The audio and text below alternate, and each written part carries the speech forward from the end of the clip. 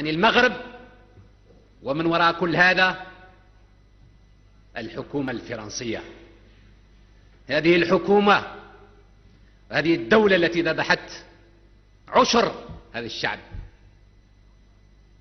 لم تنسى بعد،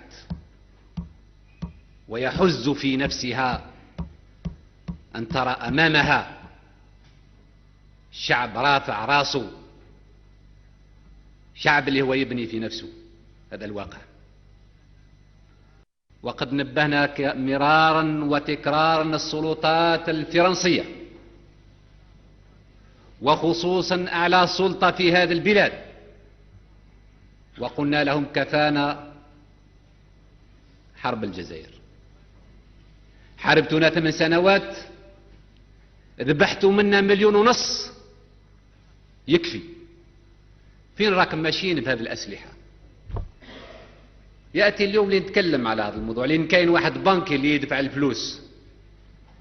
المغرب غير قادر باش يشري كل هذه الأسلحة، لأن هناك من راه يدفع الفلوس، يدفع الدولارات، وفرنسا تدفع السلاح. الحكومة الفرنسية تدفع السلاح.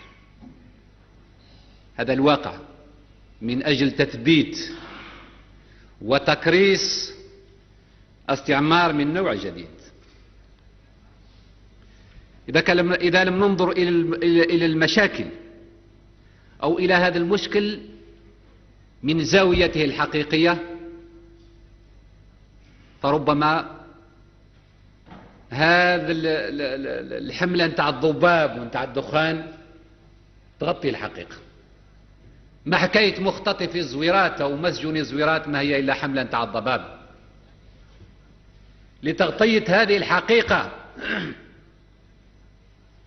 لأن فرنسا الرسمية، أقول فرنسا الرسمية ولا أقول الشعب الفرنسي، لأن عندنا أصدقاء في هذا البلد، وهناك قوات ليست موافقة على السياسة المنتهجة من طرف الحكومة الفرنسية.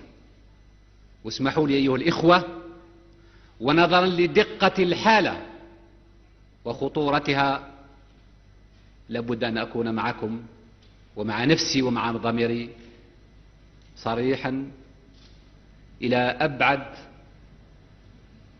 الصراحة. إذا قلت هو هذا الواقع، هذا هو الواقع. واتفاقيات التسليح بدأت بالخصوص من أزمة الصحراء الغربية، وليس كما